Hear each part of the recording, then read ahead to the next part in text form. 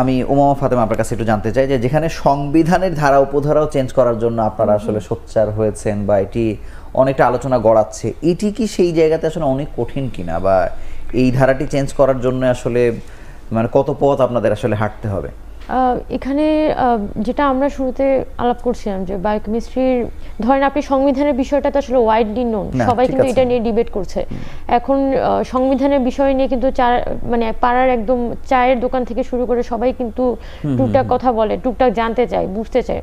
কিন্তু আমাদের এবং বাংলাদেশের তো একটা প্রধানতম সমস্যা হচ্ছে এখানে আলোচনা বা চর্চা না হলে কোনো সমস্যার সমাধান হতে চায় না, যার কারণে দেখা যায় যে কেউ একটা রিয়েল প্রবলেম নিয়েও যদি হচ্ছে সরকারের কাছে হাজির হয়, সরকারের নানান পক্ষকে কিন্তু এটা বোঝাতে হয়, যেটা একটা বড় ধরনের টাস্ক হয়ে দাঁড়ায়। এখন আমরা যারা বর্তমানে বায়োকেমিস্ট্রি স্টুডেন্টরা এবং অ্যালুমনাইরা আছি তারা অন্তত চেষ্টা করছি যে যেহেতু বর্তমানে একটা অন্তর্বর্তীকালীন সরকার আছে এবং এই সরকার অনেক জায়গাতেই সকল পক্ষের কথা কিন্তু কোনো আশার বিষয় আছে কিনা, মানে বোঝানোর চেষ্টা করেছেন, অনেকে কি বুঝতে পারছে বা সাড়া পাচ্ছেন?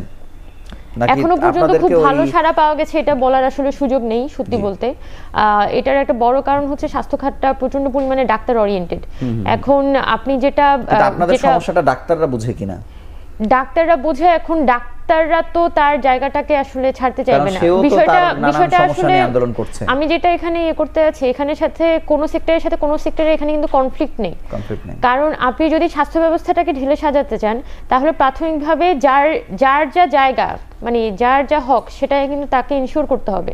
এখানে নানান সময়ে যারা উপেক্ষিত হয়েছে সকল গোষ্ঠীকে আপনার সাথে আপনারা বসে হচ্ছে আপনারা সমাধান করার চেষ্টা করেন। আমাদের তো গ্র্যাজুয়েট বায়োকেমিস্ট্রি অ্যাসোসিয়েশন আছেন, আমাদের বিভিন্ন অ্যাসোসিয়েশনগুলো আছে, আমাদের মাইক্রোবায়োলজিস্ট বলি, ফার্মাসিস্ট বলি, সকলেরই কিন্তু অ্যাসোসিয়েশন আছে। তারপর আমাদের ডিপার্টমেন্টগুলো আছে যেগুলো, এবং বাংলাদেশ বলি বা বিদেশে বলি বিভিন্ন জায়গায় কিন্তু আমাদের অ্যালুমনাইরা ছড়িয়ে ছিটিয়ে আছে। এবং সরকার যদি চায় সকলের পক্ষের সাথে কিন্তু বসতে পারে তাহলে কিন্তু যাচাই বাছাই ভিত্তিতে কিন্তু তার একটা সিদ্ধান্তে পৌঁছাতে পারবে। কিন্তু প্রাথমিকভাবে যদি এখানে ডোরটা ক্লোজ করে দেওয়া হয় তাহলে কিন্তু আসলে আমাদের জন্য এটা অনেকখানি একটা কষ্টদায়ক হয় যে কেন একটা আন্দোলনের পরে, একটা অভ্যুত্থানের পরে সরকারের পক্ষ থেকে কিন্তু প্রাথমিক অ্যাপ্রোচটা হওয়া দরকার। কিন্তু আমরা যারা ছাত্ররা আছি, আমরা যারা সাধারণ মানুষরা আছি, আমাদেরকেই কেন সরকারের দাঁড়ে দাঁড়িয়ে ঘুরতে হবে?